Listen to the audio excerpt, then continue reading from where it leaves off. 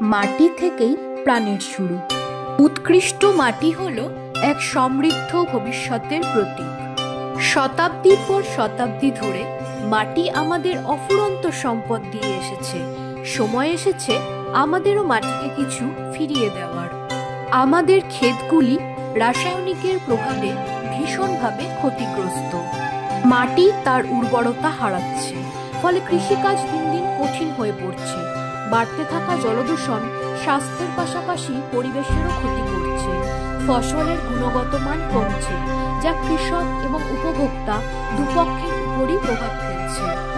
এখনই যদি না জাগি, যে মাটি আমাদের পেট ভরে সেই মাটি একদিন আর বাঁচাতে পারবে না আমাদের। সোনি মিট্টি মিশন মাটিকে সুস্থ করতে ও কৃষিতে ভারসাম্য ফিরিয়ে আনতে এক অনন্য উদ্যোগ।